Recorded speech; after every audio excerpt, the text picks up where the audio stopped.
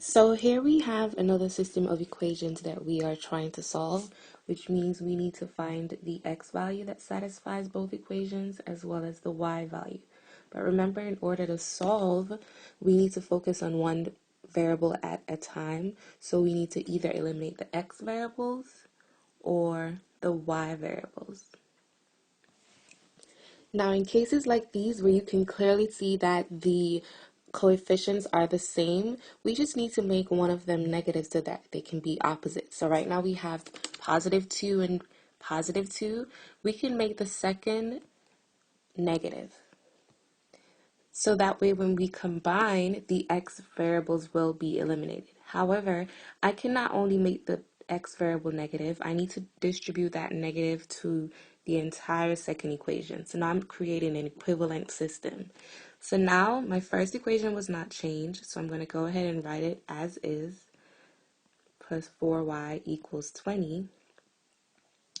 But my second equation is what has changed. Now I'm going to distribute that negative. So it's going to become negative 2x, distributing the negative to the y, negative y, and also distributing the negative to the 14 so that it becomes negative 14. So now I've created an equivalent system that I can use to solve. So now all I have to do is add the first equation to my second equation. And remember, I'm adding vertically. So 2x plus negative 2x, that cancels. I'm left with nothing, which was my goal. 4y plus negative y is positive 3y. And 20 plus negative 14 is 6. So I can use this to solve for y. Divide both sides by 3. I'm left with y is equal to 2. That is my y variable. However, I need to find the value of x. So I can choose one of the equations, but you have to choose the original equations. So it cannot be from these two, right? It has to be from your original equations that were given to you. So you have to choose one of these two. I can go ahead and choose the first one. Actually, let me use the second one. You can choose whichever one you'll choose. So I can use 2x plus y equals 14. And what I'm going to do is I'm going to plug in that y value that I just found, which was 2. So it becomes 2x plus 2 is equal to 14. And I can use this equation to solve for x. So 2x plus 2 equals 14. I'm going to subtract 2 from both sides so that I can isolate the x variable.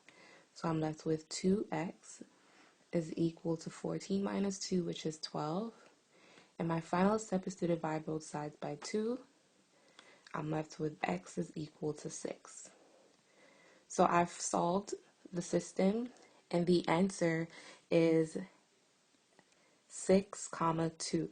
Remember, I have to write it as an xy pair.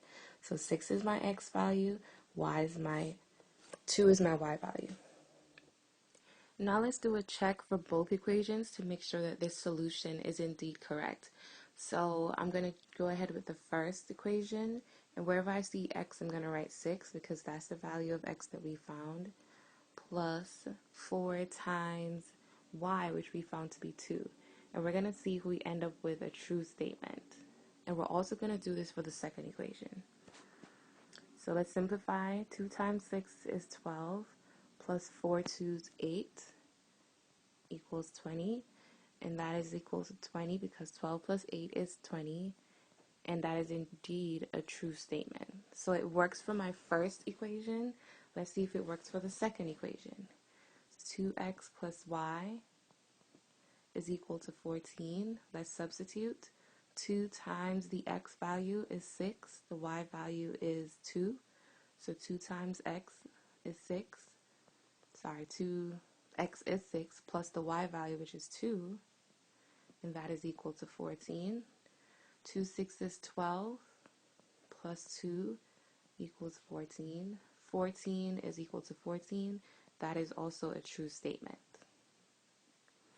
So that means that 6, 2, the pair 6, 2 is indeed the solution to the system that was given to me.